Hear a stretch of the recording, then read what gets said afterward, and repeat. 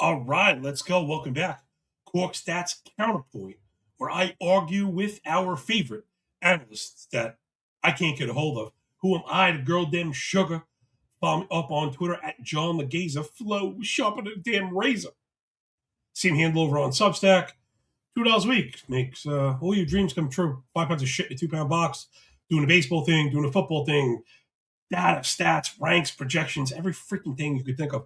Uploadable, underdog, and DraftKings ranks for best ball. The redraft cheat sheet will be out in the next day or so. Already simulated the entire season with standings, simulated via the model week one, and then everything compared to the book lines, win loss totals on the standings, team totals against the spread, over unders for the weekly stuff.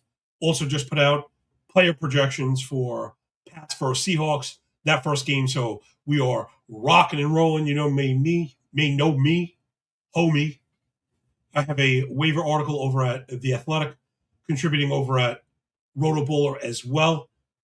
And I'll be taking over the weekly game-by-game write-ups for Matthew Berry's Fantasy Life. Really excited about that. Kid. And also, for what it's worth, which is apparently not very much, I was nominated as a FSWA finalist, Fantasy Football Writer of the Year, 2 years in a row. And once for research article also. I mentioned not to auto glaze any more than I need to, but we're going to talk about that in a little bit. So enough of that bullshit, right? We need more of this. Somebody showing off some of the tools that you get when you rock with Substack. Again, 7 days a week. Man, it is just, we are pumping right now. We are pumping hard. So let's get into it. And the first lovely content creator we'll be covering is Ben Gretsch. This should go without saying. Anybody that I cover, I'm not always disagreeing. Sometimes I'm expanding, right? You made it a hot line. I made it a hot song. It should go without saying, anybody that I'm talking about, good, their work, good, bad, or indifferent, right? Disagreeing or agreeing. It's because I hold this person in high enough regard. One, to spend my time listening to them. Two, to spend my time thinking about it after I've listened to them. And then three, spending even more of my time to hash it out even further. So again, the first one, we're not really disagreeing. I am agreeing with Ben. Make sure you're following him. He's like yards for Gretsch. He's everywhere, man. Ben is one of the gold standards in the industry right now. Again, very few people probably know who I am, but don't know who he is. But if that's the case, you should fix that right now. Where he was talking about my Jets and Breece Hall, this one really stuck out to me and ended up on my little stick-in, my little post-it note that seems to drive all my content lately. He said Breece Hall was entirely too cheap, survey says. No shit. Like, I thought Breece was too cheap before the injury. Now I'm getting him in the fourth round. I was buying him up with two hands in the third round, kind of flip-flopping with Jeremiah Love before his injury. Breece Hall's is not nearly as significant as Love. They're probably in similar kind of shitty, hopeful offensive situations. Breece back on the field should not be going in the fourth, should be going early in the third, especially with the kind of universal prioritization of running backs that we've seen. And listen, I have fully capitulated to that. Fully capitulated. I'm usually one, wide receiver early, and two, the first person to go up against the crowd. But man, I'm telling you right now, I'm a sheep. I'm a sheep.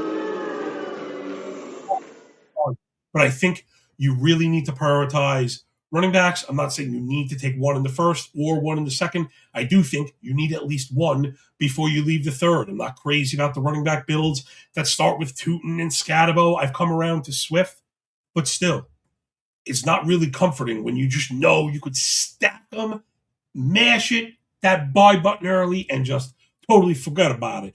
And then kind of the stuff we've talked about with how roster construction is shaking out. Wide receivers are falling late. We love tons in the third, fourth, fifth, and sixth. Quarterbacks are getting pushed all the way to the back. They're going in like round 7, 8, 9. And then tight ends are going after that. So why wouldn't we follow the order other than, trying to buck the system too hard, always trying to be contrarian is not necessarily the way to do it, right? We shouldn't be contrarian by definition. But here, I guess I'm bucking the market that's pushing Breece Hall down. Now, you can see some of the stuff I have up, the sheets I'll be showing off what you get when you rock with us. Hall, the volume was there. He eclipsed 200 points. Maybe a little bit disappointing from points per game standpoint, 13 points a game, about a third of a fantasy point per snap, about 3/4 of a fantasy point per touch. Now, yes, those are not bad. Those are not good, excuse me. However, right, the big shaking butt in the room. The offense was disgraceful. Just absolutely disgraceful. Let's back it up and check the macro stuff on the offense. Very proud of the team level stuff. I'm more of a NFL bettor, and prop bettor than I am a redraft fantasy guy, as much as I love that too. Sorry, I can't. I got to deal with some OCD right now. I don't know how this shit always happens, all these crazy blank spots. It kills me to scroll. Anyway, here we go. Back on track, part of live TV sometimes. Look at the Jet stuff. Bottom 5 across the board. Points per game, point differential. Yards per game, yards per play, net yard differential. Success rate, EPA per play, plays per drive, average drive distance. Time of possession per drive, first down per drive. Points per drive, average start. Drive scoring success rate, and touchdowns per game. I mean, besides the fact that that's a pretty good set, which is, again, is going to update whenever we have new games. This will update in real time for subs. Look how terrible that is. The fact Hall got you any of it is incredible. Look at the rushing stuff. The EPA, of course, was terrible. Everything was telegraphed. However, line play wasn't terrible. 1 3/4 yards before contact per rush on a team level. Then I think we should go back to Breece, because then it gets into the individual stuff. Good success rate, good explosive rush rate. The negative attempt stuff was, not great. But all the volume, high value work is there. Awesome pass down back. I mean, I think the Jets are going to take a step forward, but we don't think they're a great team. Breece can get it done for you on the last drive alone. Let's even call it the fourth quarter alone. 48 targets. I think that goes up. Just a healthier offense, bigger pie altogether. Over 20 receiving yards a game. We love that. Nearly 10 yards per reception. Love that. 19% target per route, 1.4 yard per route. These are all really good for a running back. The A-dot is a little bit low. Keep that in mind. We're going to talk about that about someone else in a second. But the fact of the matter is, Hall is awesome. Then I also like to do the combined touch stuff, goal line stuff. I mean, over 17 touches a game, 70% of the total running back load, over 88 scrimmage yards a game, 29% of the team scrimmage yards. I mean, Breece Hall, like volume beast. I'm not letting a little exhibition injury throw me off the scent. That's a mistake that I've made in the past, kind of overvaluing these preseason injuries. They usually all end up one way. Like a total loser when you overweigh that stuff, especially in the face of a decreasing price. We don't want guys to get injured and have the price remain either unchanged or rise, right? That's a bit of a different story, horse of a different color. But I'm at Gretsch, by the way, who's doing this like ridiculous work, man. Him and Jacob Sanderson, they're part of the, what I affectionately call the fantasy football intellectual dark web, right? There's a small circle of creators that do a lot of different work in a lot of different forums, in a lot of different combinations. They reach a metric ton of people and have a lot of influence on it, right? These are not negative things. These are positive things. And I think it's to their credit that they play at a high level, giving away all their edge. However, for people like myself who consider themselves really sharp, but not nearly as influential, I need to find the places that they agree, or I should say that we agree with them, right? Us being kind of idiots on the outside of the cool kids club. And then determine if we're with this. Are we going to ride in the wake of rising prices? Now, again, that doesn't really apply to Breece Hall, but I bet if they started really banging the drum for him, you'd see him return to the early third. We spoke about Patty Crane last week. Again, this guy's like my favorite analyst. I listen to these, spend all of my days in the office listening to these guys. I have nothing but respect for them. But when we disagree, we have to act, because I think that's like one of the few sources of edge left. when we're in disagreement with the influencers and we think we're making good data-backed arguments, Patty with the Patty stuff. Perrain kind of pushing Mahomes where I'm not buying it. I don't really see it. I think the Chiefs have telegraphed their intentions to start running the ball more. I don't think Patty Mahomes can be bad. I don't think he's ever bad. I think he might be better real life than fantasy. I think they might be really good defensively. I think all of these things kind of stunt him. Maybe Cyrus Allen opens up the skeleton key to get those deep balls back. But if you watch the tape, Mahomes was actually inaccurate. Anyway, take it back to Breece Hall. Just to wrap up on him really quick. Agreed. Like 11 toes down, full-throated, whole-chested with my man, yards per Gretch. That Breece Hall is just too cheap. And it was funny, the way he presented, he's very cool about it. Again, I really like all of these guys. I think they're all extremely intelligent.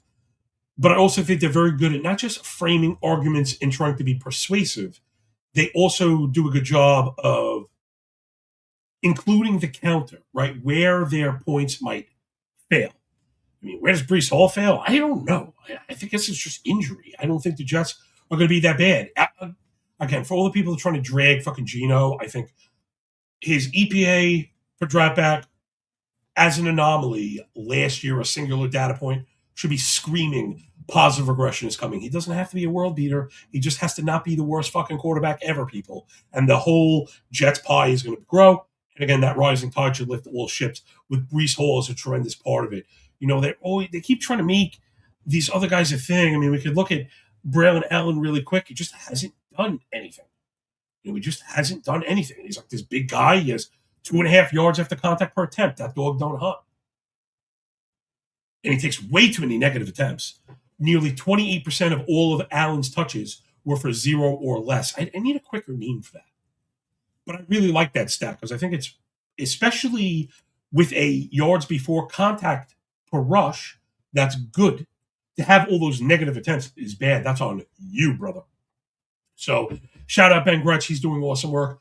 I'm going to tag all these guys once, and I want them to respond. I don't expect them to respond. Trying to get a fucking fantasy analyst in August is like trying to get a CPA in the first week of April or whatever. But they're always invited to, push back at me, make fun of me, whatever. I'm going to try not to tag them every time. I tagged Maddox and Liam in the first one, and, bless their hearts, man. They shrugged past it, and that's fine. I just think it's right to kind of cite people and to just let them know when they're being referred to. Again, good, bad, or indifferent. Doesn't, it's no sweat off my back. I'm just trying to do the right thing. I know I have a lot of young people that follow me, and I think it's important. It's just like there's a right way to do this stuff. You don't need to quote tweet and abuse people and make fun of them and shit like that. To me, it's just that's not persuasive. So, Gretch, I agree with you. I'm going to be drafted Hall. I mean, he's like an auto draft me at 4. To give you an idea, he's one of the few players. Let's say I'm at like pick 4, 5. He's one of the few players I like more than Colston Loveland at that spot if Breece Hall is still there. So, wheels up for Breece Hall. Who's up next? Oh, talk about like true GOAT in the space. That's Brett Whitefield. He's with Fantasy Points. He is an incredible analyst and one of the best like film guys in the game. He was talking to, I think, Barrett. I think he was talking to Scotty. And again, they just do fantastic work. Make sure you're following him. If you're not following Brett, you're doing at least one thing wrong. Let me get his Twitter handle really quick. He's the man. Oh, so it's B.G. Whitefield. B, letter G, and then Whitefield, WHITEFIELD. And this one had my antenna up. Well, because he was agreeing with me, right?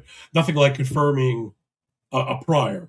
But kidding aside, let me bring it up. I have it per team. I don't have the league-wide stuff. I don't know if I want to start like chasing stats and risking my stream right now.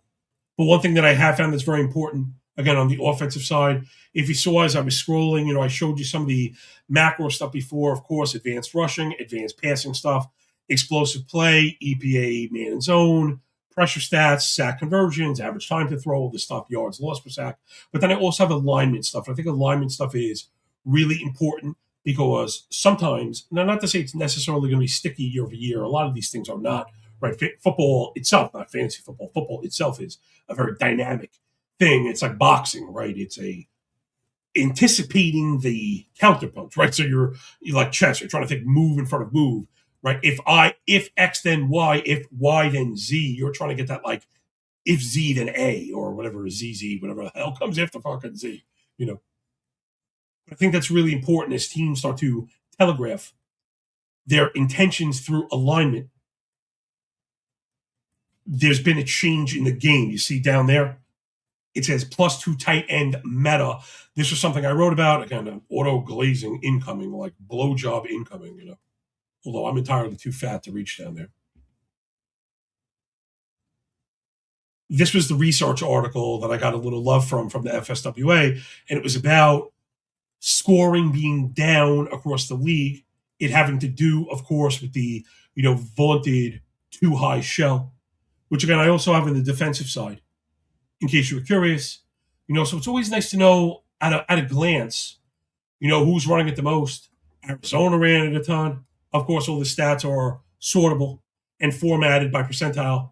So it's Niners, Jags, Rams, Cardinals, Bills, Raiders, Vikings, Dolphins, Titans, Texans, and Bucks. All of those teams, that's what, 4, 8, fucking 12 teams, a dozen teams running it a quarter of the time. Of course, that's going to impact scoring when you're running, defense is predicated on kind of preventative measures, right? Disallowing the deep stuff, allowing underneath with the understanding that short of like Patrick Mahomes, there's that news vein again.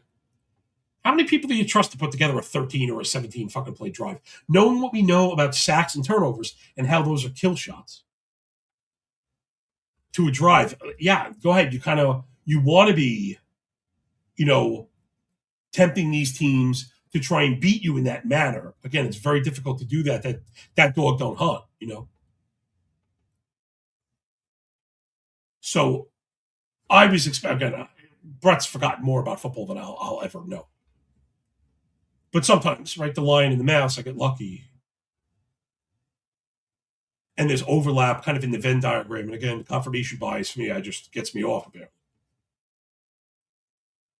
But to be half serious again, he's right, and we're right. He's right, and I agree that the inception of the multiple tight end set has actually birthed, right, a new type of cheat code, or at least the way that these coaches are seeing it, and it's with dynamic tight ends. So shout out Whitefield. He's obviously goated because there aren't that many people talking about, people talk about the tight end stuff, but I don't think they're framing it properly, right? And that's kind of what we do, right? The nuance and context point out your fucking nose holes when you roll with us here at Cork Stats. And it's not just teams, you need to deploy multiple tight ends. That ain't it, Chief. It's you need to deploy multiple tight ends with a guy that fits this new role, right? Like, I'm not going to call it a joker, right? I already got booed once this episode. But guys that are able to both at least block enough, right? They're not going to be a monster blocker, but block enough to not telegraph exactly what you're doing. But to be able to play in line, protect potential runs, catch and release, then find space, create a matchup, shake your shoulders, and get the yak, right? Because now, even with safeties back there, sure, you trust a safety to make an open field tackle one-on-one versus a wide receiver. Do you trust them to make that tackle against, I don't know, fucking Colston Loveland? The answer is like no. Even like Greg Dulcich, the answer is like no. You know what I'm saying? The answer is like a hard no. So now let me sort by teams that are playing the multiple tight end stuff.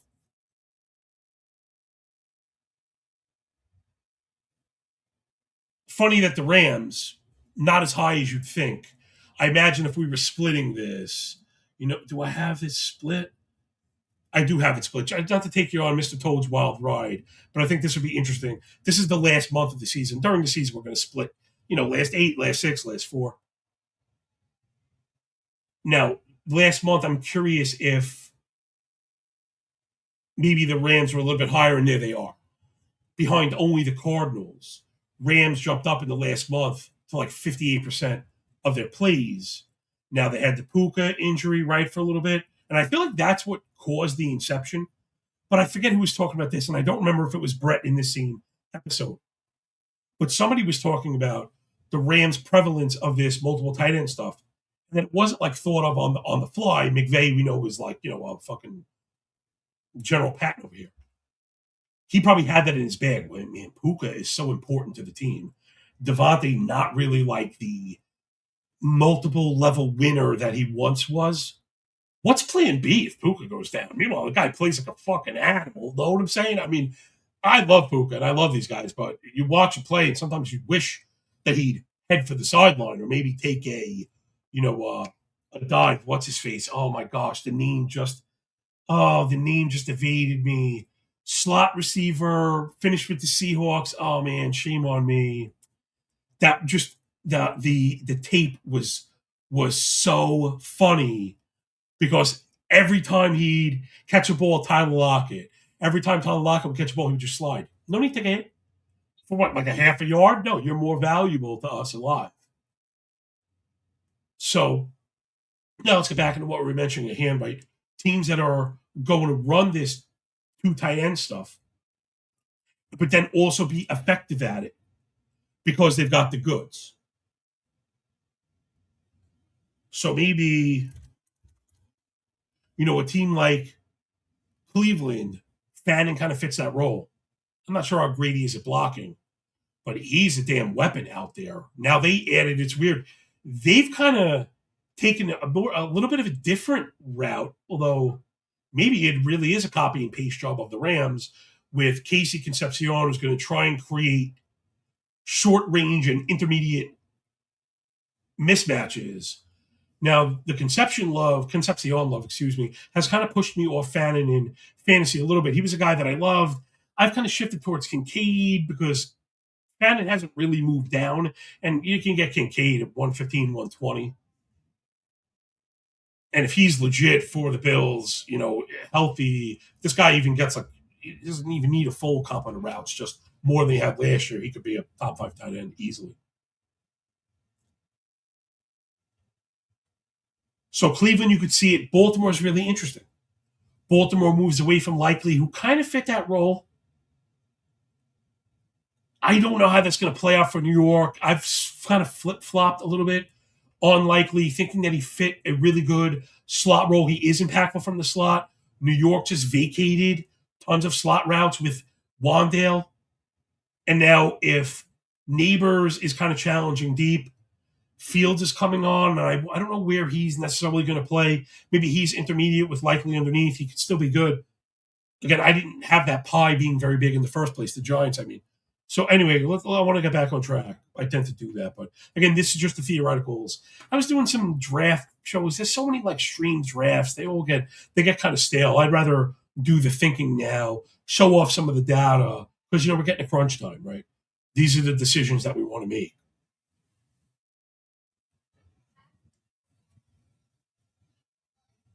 To the Rams, which is where I wanted to get.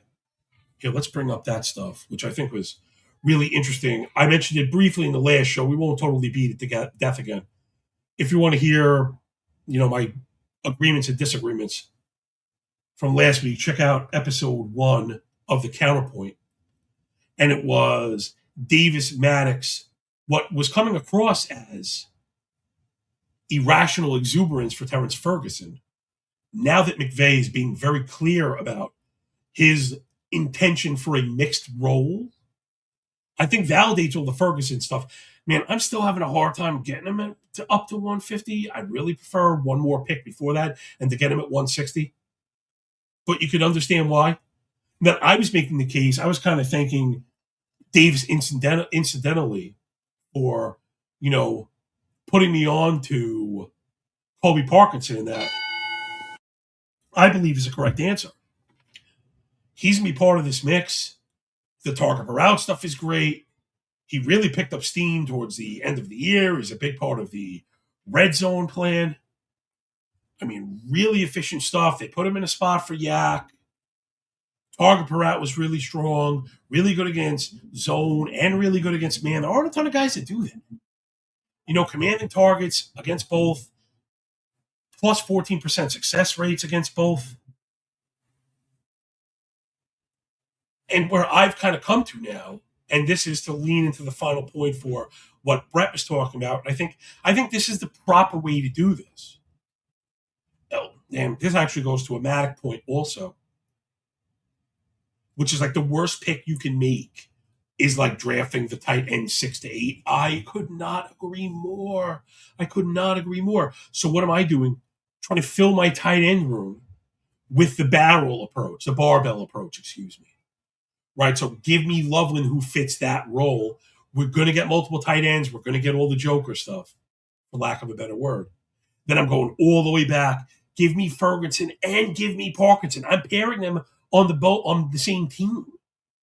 And like this could totally explode where if you get full-time roles for both of these guys, in which case you're really taking advantage of it's not really where Ferguson's not really a quote-unquote tight end. And let's say the Ferguson stuff goes south. If you could promise me the Ferguson stuff was going south, I'll freaking bet you Parkinson is underpriced by about 40 fucking picks. No? If he's going to repeat some kind of pace that we saw from him last year, this guy is completely underpriced. Completely underpriced. I'm surprised. And maybe it's the Higbee stuff. And yeah, it may be frustrating at points. I think these are more best ball picks, probably. Pairing the Rams guys. Man, to get that kind of late draft capital down on what feels like a really great ceiling on one of the best teams in the league. I mean, from week 10 on, 441-1, 214-1, 441-1, 4 for 27. There's your down game. But right back in the end zone, 332-1, 575-2. And you're like, whoa, 575-2. You just popped like a top 3 weekly finish in our eyes. So I think listening to smart people like Brett is going to point you in the right direction. And I think not just copying them. That's what I meant. Like this is more like Brett and Scott. I could spend a week probably covering one episode that they do because they leave so many nuggets that they just kind of they're flowing through their arguments, and it's like you can't cover it all because he could probably spend a day on the same shit. But when he said that, I was like, yo, man, this mattered to me because it affected my draft plan. At first I was on like Loveland pairing with Kincaid, and I was shutting it down. Then if I wasn't getting Loveland, I was like kind of panicking a little bit. I'm like, do I like Kincaid as the one? And then where do I go from there? Like Juwan Johnson with the Tyson stuff. It gets kind of hairy. I mentioned Greg Dulcich, and I like the, shoulder wiggle, Yak, potential second target on a team. I think Malik Willis looks pretty good. He's one of my favorite picks on the board. Another reason I'm disagreeing with Corain and anybody on Mahomes is I'd much rather have fucking Willis like 40 picks later, straight up. So I can't get to Mahomes. But you could see how Kincaid plus Dulcich and some other bum at the end could totally steer you wrong, right? Kincaid's back in a part-time role. Dulcich just isn't that good. Part-time role. Willis isn't throwing much. Play volume is low, and the Dolphins do in fact suck. So I think doing the barbell thing, right? Getting Loveland in the 4th, even Warren in the 5th, even if it's McBride in the fucking 2nd. I'm starting to come around to a lot of wide receivers a little bit later on. Right, we mentioned Concepcion. I like Matthew Golden. I like Stribling. And I don't care where I get him. I don't give a shit about ADP. ADP is determined by losers. Don't care about ADP. You have to build your team with the data as constituted. I don't worry about what other people got yesterday. That's not my concern. You do the best with the cards you dealt. Like, that's all we can do. And to be able to have a proper kind of counterbalanced answer, right, to the high draft capital on Loveland and McBride that drives people crazy, I get. I think the pairing, especially in best ball, Ferguson and Parkinson, Ferguson 165, 170, Parkinson after pick 200. Man, you are sitting pretty with like legit spike ceiling, game breaking potential. Obviously, from Loveland, what we saw down the stretch, added on with Ferguson if those fucking dreams come true. And then Parkinson kind of filling in some touchdown stuff. I absolutely love that. So, yeah, Brett, I'm with you, man. The inception of these two tight ends is very important. And I think we should be looking at which teams are doing it. If you could tell, also, there's one more on there. Kubiak loves the two tight end stuff. And we mentioned Michael Mayer on the last episode also. I think Mayer is completely undersung, and he's another great part of the plan. When I get boxed out of Ferguson, I'm going, give me Loveland, give me Parkinson, give me Mayer. You can get Parkinson and Mayer, like they're almost not drafted in underdog 18 rounds. They're in the back rounds in drafters and the DraftKings and the 20-round games. And to me, that's like how you do this. And again, that's a perfect answer to paying up for tight end. So thank you, Brett, for all the work you're doing. Keep crushing, homie. Next puzzle. All right, Jacob Gibbs. I must be living under a rock because the name was familiar, but I guess I just hadn't really seen him. Excuse me once. Sorry about that. I'd rather hit you with the mute than people that cough into mics is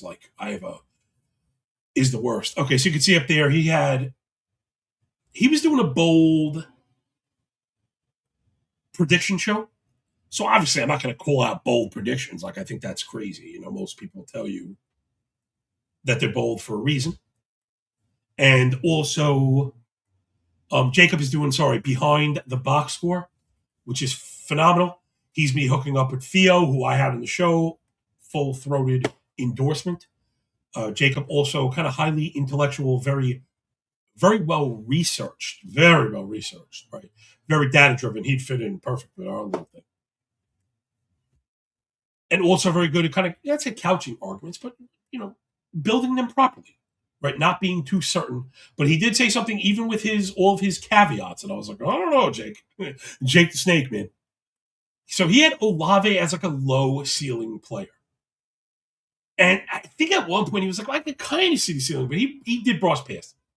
And I would love to talk to him about it. Again, he's entirely too popular to platform me, but still. So let's take a look at Olave, which, again,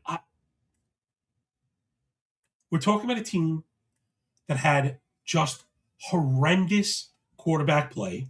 to start. This was also part of his argument that, again, I disagree with. He was uncertain of the assumption for, growth. I don't call it linear growth, but growth from Shuck in year 2. I'm believing it, right? One, because we saw growth through the year from him, right? The EPA stuff was all great. I love that. You could tell part of the maturation process was his understanding when to run. Not only does that add a little bit of a floor for fantasy, which we love, but I think it also, is very impactful for real life football, right? Extending those drives, try not to take too many hits, and just kind of take them with the defense will give you. Okay. I mean, a huge part of the plan was Olave. Let's take a look at Olave. You can see I have him highlighted on my little thingy thing. I mean, every down player ran 585 routes. What else could you ask for? Earned 156 targets, went 111, 63, and 9. So, like, right off the bat, dude scored 268 points, man. It feels like if this is, again, on bad quarterback play. So I just feel like if, we shucked it up the entire season, what would these look like? I mean, he earned nearly 10 targets a game, almost 27% target per route, almost 2 yards per route right on the nose. Now, I had to go kind of do this on my own, but I do have the Tyler Shuck split-only stats. 26.5% target per route, yards per route jumps to 2.2. Right, so we like that. Yards per target jumps from 7.5 over 8. Yak per reception, right, jumps from 2.9. Remember, this is a quarterback stat, to 3.5. Routes per first down goes from 11, which was already pretty good, to under 10. Air yards per target goes from just under 12 to just over 13. And to me, that's like the sweet spot, right? We don't want guys in the 20s, too many deep shots. We don't want guys fucking under 5. But like 13 tells me pretty good mix in the route tree. Let's continue. 115 air yards per game. I mean, that is awesome, man. That's awesome. To me, that's, there's your ceiling potential. Again, I mentioned players that can beat both man and zone. Check those boxes. Olave had over 2 yards per route versus man and zone. Over 0.2 EPA per target versus man and zone. Over 12% success rate versus man and zone. I like to have explosive plays kind of in one place. 31 deep targets, over 20 yards. So that's in the bag. Also, Olave got moved around to the slot a little bit. I don't think we hear people talk about that. 15 and a half slot routes a game, 3.5 targets for 25 yards. He scored 9 touchdowns with a good success rate. He's targeted in the play action game. He's targeted in the red zone. He's targeted in the end zone. He had 14 end zone targets. So Jake, who is doing phenomenal work right now. I mean, very few people do I go from like, oh, I didn't really, who is this? To I listen to everything. I mean, everything. He is awesome. He platforms for great guests. He allows them to develop full arguments. He will push back. He's not always just nodding along. Again, doing phenomenal work. But Jake, I gotta disagree that there's no ceiling there. I feel like, yeah, there's some like kind of guesswork here. I mean, I think that's always part of it, right? We're looking for health, we're looking for sustainability, but I feel like, fast track dome games, love the actual coaching here. We love the fast pace of the more offense, which I didn't even mention. We like the versatility of Olave. I think we like the fact, now with Tyson on, it's just another little piece of the pie. Like he could be getting hyper targeted again. And if it's hyper targeted at every level with a guy who could win in man and zone, who could also be moved into the slot, who's also part of the deep shot play action game, who's also part of the focus in the paint. I don't know where else to go. I'm taking Olave at the freaking 2-3 turn. When I get Jahmyr Gibbs, Mr. Gibbs, I'm taking Olave, and I've been going with like Devonta Smith and maybe Zay Flowers. I've even taken Breece Hall, who I mentioned I like at that spot. So I'm just going to kind of disagree. Though I love the point he was making. Again, I didn't want to call attention to like the bold prediction part. It was like Luther Burden, liking Luther Burden. I think having Luther Burden outscoring Olave. The reason I see that, and again, this was something he did a fantastic job of framing, that, Olave has the better chance of the higher, like a higher score, like that we think of like a relatively higher score, but the Burden ceiling. See, like there is where I do agree with him. And I didn't think that was fair for my points here. The Burden ceiling, like if he's healthy, is obviously completely nuts. Right. I'm starting to get a little worried myself about the Bears. This might be another argument for another day. The accuracy issues for Caleb Williams and kind of how those, waited to manifest positively until the last like 30 seconds of a game kind of scared the shit out of me. To be honest, I'm starting to get worried. Like maybe Caleb is not that good. And that would be how the Bears fail. And as much as I like Loveland, I was kind of telling myself the story, well, those are designed and that's close to the line, but so is Burden. I'm trying to tell myself another story, right? A story on a story, the choose your own adventure. That, man, with so many matchup wins and so many good designs and so many high probability throws, like even Caleb can't fuck this up. But I guess we'll see. So shout out Jacob Gibbs. His work is phenomenal. He just announced he'll be doing some awesome guys. He's doing awesome shit. Make sure you're listening to Jake. Again, me disagreeing with him is going to be probably few and far between. But I did want to shout it out because I really like Olave. I think he checks all my boxes, even with like, again, he did it with like bad quarterback play and like rookie quarterback play. And, people doubted Shuck. People doubted the selection of Shuck. People doubted Chuck as he was producing. So I'm going to roll with it. I've been hitting on that, plus money bet the entire way. I'm going to have the receipts to prove that I was writing about Chuck last year, the entire kind of back half of the year. Again, I think he finishes the top 10 fantasy QB. Like, okay, okay. I feel like we're putting more draft capital on much worse quarterbacks. Looking at you, Justin Jefferson. Sorry. Appreciate you, Jacob, for doing great work. Hopefully that came out, polite as I can be. Last but not least, my guy Sam Sherman. Sam is one of my favorite analysts. Again, he is on my Mount Rushmore right now. It's funny. He's doing like this internet heel turn type of thing. Vague posting, inflammatory shit. Which I absolutely love. Guess what? He's a fucking fantasy best ball millionaire, and you're not. He can tweet whatever the F he wants. So, shout out Sam Sherman. He is the man. He's on with Rain. That's legit. One of my favorite shows. I'd never miss anything that they do together. He's also on with Overzet, who I had on the show, friend of the show. He was on today. Never miss it. Never miss it. Sam is just all the right things, right? All the things you're supposed to be. He's highly intelligent, well-researched. He doesn't take himself too seriously. And he made a fantastic point. This was just today. That the second I heard it, I was like, yup. Because it's something that stuck out to me. And so, one, I think it's important to mention, right, kind of breaking news. I should have a sound effect for that, but I don't. Right, that's one of the easier sound effects to kind of call out. But anyway. So Travion Henderson left practice today. Again, I'm not going to overreact to injuries. Look what happened with Genty. I do think you have to move Genty down, which I did, but I didn't erase him. I wanted to erase, the third of my portfolio he's on, because of course I had him as like my RB3.5, tied with James Cook. I was flip-flopping him. But I have entirely too much Genty. I'm screwed.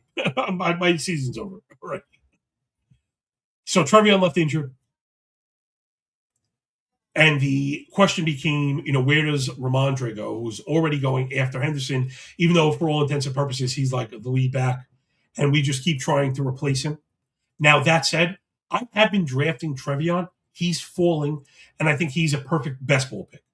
You don't want to have to guess when to play him, but man, you want those spike games. They're ridiculous, right? Let's not put the cart before the horse, and some kind of inconsistency and threat of a shared load knock us off how ridiculous Travion Henderson could be, right? I'm not going to get pushed off that. Now, Stevenson also has ceiling just for being attached as the main back in a great offense. A lot of times the doubt that Ramondre gets was precisely to Sam's point.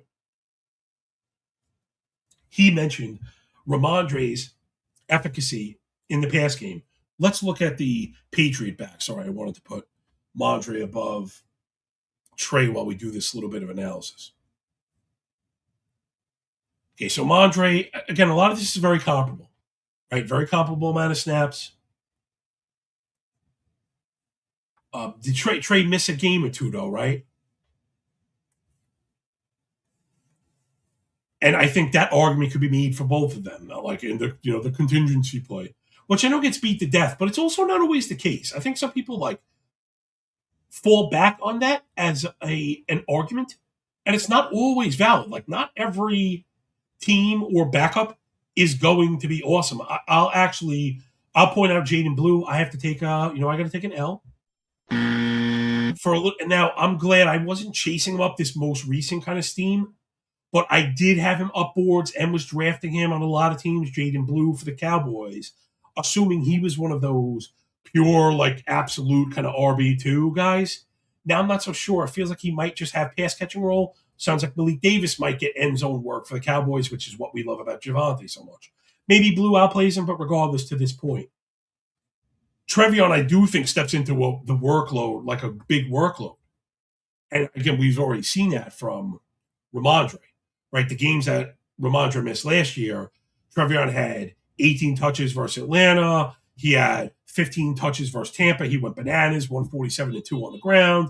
He had another 24 touches versus the Jets, scored 3 touchdowns. So this is one of the guys that, again, for best ball, it's okay. I feel the same way about Blake Corum, I think. right? Consolidating. I think we have the more explosive player. I do think he's firmly boxed out. But I think when you calculate spike weeks plus contingency for what is like clearly an awesome role in the case of emergency, I think you could draft these guys. That said, let's get into Ramondre. Again, the rushing stuff, not bad. People kind of look at him as like a load. But no, of course, like Travion beat him in yards per attempt. Travion beat him in success rate, EPA per rush, explosive rush rate, also that all-important negative rate. Now, Mondrick got hit a lot more behind the line, but that might be a him thing. Though true, the yards before contact per rush, not as good. We could attribute some of that maybe to the defense and how they were playing it, though you could see the heavy box rate, the 8-man box rate, was very similar. So you could already kind of have the argument that maybe you'd prefer Hendo with the ball. When I went back and watched it, I know it was weird, especially at the beginning of the year. They were trying to stretch out for Henderson, almost like they were trying to keeping him away from inside the tackle stuff. I didn't think they were doing a good job of blocking at all. The Patriots front five. We'll see if they make kind of improvements next year. But again, we were supposed to be talking about the receiving role. But I think it's important to frame the backfield and how we think about it going forward. So I do think Stevenson is probably better than people give him credit for. I also think a part of his role is experience, right? It's understanding where to be. People laugh at me when they're like, you talk about guys knowing where to stand a lot. Yeah, I know. It fucking matters. You got to know where to stand. You got to know how to, again, this is a big kind of Whitefield thing. Guys that understand X's and O's right now, very much predicated defense, on deception, right? Showing you 8 and backing them up, dropping guys, almost off the line into coverage, which is why almost to the tight end argument, right? The versatility of tight ends, where you see versatility in defenders, guys that are big enough to line up, fist down, but stand up, drop back, and play a little bit of zone, get those big paws up, right? So that's kind of that's the meta we're entering into, right? Is an age of deception and versatility where telegraphing stuff is no longer working. I think part of that with running backs is kind of the same thing. You need guys that can play both sides. It was weird. Trevion, we heard, could pass protect out of college. Again, it's not apples to apples. And I defer to guys like Brett and experts and specialists when it comes to that stuff. I'm not a prospector, nor do I care. It's not in my purview. I don't have the bandwidth for it. I have to export that work to smarter people. But when we hear that guys had a track record for it and at least some like a mental acuity for it,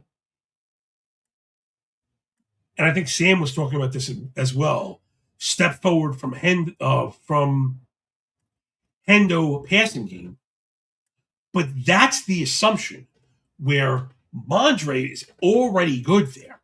So I feel like, and this is why this was so interesting to me, and I want to mention that there's almost it's like a total flip, right? Like a ass over elbow kind of understanding of this backfield where people are like, Trevion is the much better pass catcher, right? And the worst runner, where it's like, man, maybe with a better schematic, maybe Trevion is the better runner, and maybe Stevenson is the better player on passing downs.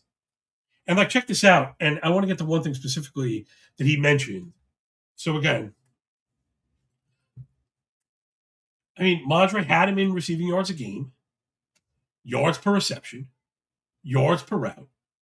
Again, look at the pressure rate allowed. Mondre just does not allow pressures. 2.2 pressure allowed is phenomenal. For a guy, had 257 routes run, man. He played more than half the passing snaps. Whereas Henderson's exploded over 13. Can't do that, especially with a precious piece. My precious, especially a piece like fucking Drake May. You got to protect this guy at all costs.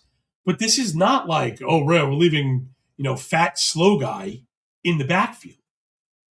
Mondre runs routes, okay? he runs routes. Again, 257 routes. It's not a nothing sample. He had a sick ADOT. He had a 4.3 ADOT. That's crazy. Oh, hold on. I actually have, all right, see, on my data set, I have a couple of duplicates because I think it's it's more easy. It's easier. That's the English word. To sort these things and understand the formatting by percentile when you don't have everybody included, right? Percentiles get thrown off when you include guys with one carry, of course, like in both directions. So I just have the top 90 RBs, to give us an idea of, where those stats fall around fantasy viable assets. So let's take a look. I actually don't know the answer to this. We're going to find this out in real time. So of top 90 guys that were targeted, Mondre was number one, basically. Julius Chestnut just made the thing. He's not even playing, right? He's even planning to play this year now. So it was Mondre with a bullet. You could see the other guys that did it all on really low route counts. You start the other guys over 3 that mattered worth a damn were McCaffrey and Kyren Williams. And again, what do you notice? Rams and 49ers, you should automatically be thinking schematics. Always. When Rams and 49ers pop up, you should always be thinking Nick Shanahan. Up like that's where it came from. So Mondre is like a really interesting receiving piece that people don't talk about. Because you argue when people talk about drafting Mondre. There are people saying he shouldn't be going in front of Travion. But most people, unlike Sam, super smart, are not talking about the receiving chops in the game. It's kind of flip. It really is very weird to have it flip like that. So shout out Sam. I was trying to get him on the show. I don't think he's gonna be able to do it, and that's okay. He answered me, and it's nicer than getting big time. So shout out to Sam. Good luck to him again this year, and I think that'll do it, everybody. So appreciate everybody that I mentioned on the show. You should be following all of them and all of their work. Right? That's Ben Gretsch, who thinks Breece Hall is too cheap, and I agree. Brett Whitefield, who's been talking about the importance of 2 tight end meta, which I agree. We had Jacob Gibbs saying maybe Olave's ceiling was a little bit lower than I think. I'm going to keep going at him aggressively in the second. I think he has. And then to Sam Sherman to keep an eye on Ramondre's receiving chops. And also, I think this might have been part of his thing. I can't remember. Right, because the news was like, oh, there's going to be a half-half, 50-50 split. And people are not unsure to make of that. To me, I'm like, ooh, 50-50 is bullish for both of them. 50-50 is bullish for both of them. The offense is going to be really good. And if we're getting explosive runs from one guy, more between the 20 stuff, maybe a little bit more maturation in the pass game. And then Stevenson just has to be himself, not get hurt, and he's going to get enough of that offense when it matters. They're one of the few pairs that I would take in best ball. I think you would. Weird. You could probably start them both in redraft. Actually, they might be a little bit too expensive. It depends.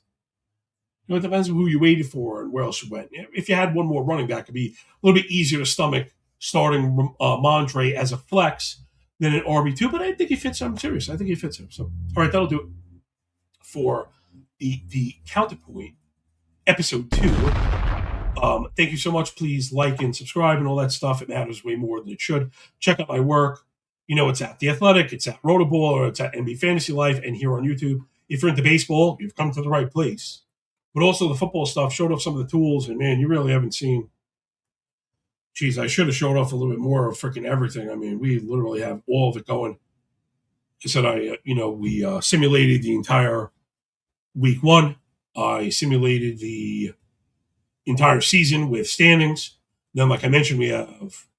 I thought I was sharing that whole time. There it is. Before we go, uploadable, underdog ranks, uploadable, DK ranks, little color coded. Just pop the CSV and back. I didn't even mention them, but all the differentials. Like if you're into handicapping and doing it without differentials are crazy.